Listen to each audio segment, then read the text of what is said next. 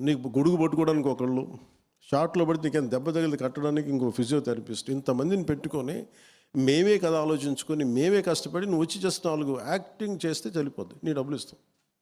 అలాంటిది నువ్వు ఇవన్నీ వదిలేసి నువ్వు వెళ్ళి కూర్చొని రోడ్ల మీద కూర్చుంటా, వాళ్ళతో పడతావు వీళ్ళతో పడితే ఏంటి నీకు కర్మ అండి? ఇది నా దేశం అంటే నాకు పిచ్చి అండి, ఇది నా మ్యాడ్నెస్ అండి. నా బాధ ఎక్కడ ఉంటుందంటే, నన్ను భారతీయుడిగా పెంచారు అందరూ. భారతదేశంతో భారతీయత అని పెంచాను. భారతీయత అని పెంచి తమిళనాడులో ఉన్నప్పుడేమో నువ్వు గొల్టీ అని చెప్పి నువ్వు తెలుగు రివర్స్ చెప్పి నువ్వు గొల్టీ అని చెప్పి అక్కడ తిట్టి, మరి మన దేశం మన తెలుగు రాష్ట్రం అంటే నువ్వు తెలంగాణ, నేను ఆంధ్ర వాడిని అయిపోయి. ఆంధ్రాకి వస్తే నువ్వు ఏ కులం ఈ కులానికి నీకు సంబంధం లేదు, అసలు పిఠాపూర్ వెళ్తే అసలు నువ్వు నేటివే కాదన్నాను నన్ను. ఇప్పుడు ఎలక్షన్ టైంలో అంటే ఎక్కడికి వెళ్తే ఎక్కడ పారిపోతావు ఈ దేశంలో? సో నాకేనంటే ఇది షార్ట్స్ ఇప్పుడు నేను కూర్చోబెట్టి ఇది అంటే ఇది బేసిక్గా divisiveness is a disease in human nature. దాని ఏం తప్పు పట్ల అది పార్ట్ ఆఫ్ నేచర్ అంతే, ఇంక మనం ఏం చేయలేము దానికి. But how do we address it? నా దగ్గరికి 100 ఇంటెలిజెన్స్ రిపోర్ట్స్ వస్తూ ఉంటాయి, ఎవరు ఏం చేస్తున్నారు ఏంటి అనేది. నేను ఇట్లా వాక్య చూస్తూ ఉన్నాను, ఒక్కొక్కళ్ళు ఏం చేస్తారు, ఇంత చేస్తారు, అవును ఇట్లా జరుగుతుంది, ఇలా జరుగుతుంది. మా కార్యకర్తలు చెప్తూ ఉంటారు, జన సైనికులు చెప్తూ ఉంటారు, పంతాలు వచ్చేస్తున్నాయి, కోపాలు వచ్చేస్తున్నాయి. దీనికే మనం పార్టీ పెట్టింది.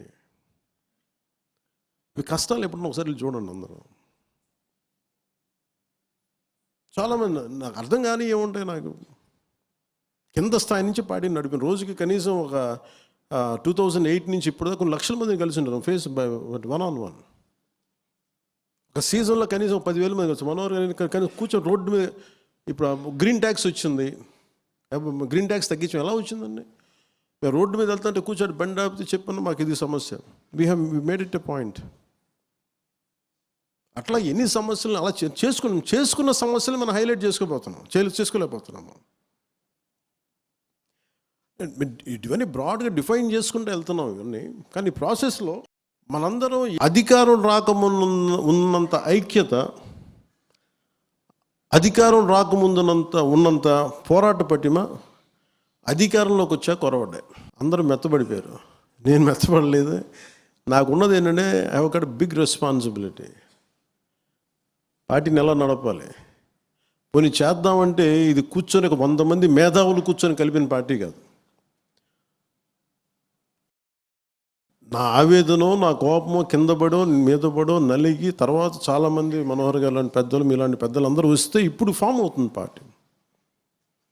ఇప్పుడు నేను ఏం కోరుకున్నాను, అధికారం రాకముందు ఉన్నంత బలం అధికారం వచ్చిన తర్వాత ఎవరి కాలం ఇట్లాగా లూజ్గా అయిపోయాం, వదులుగా ఉన్నారు అందరూ.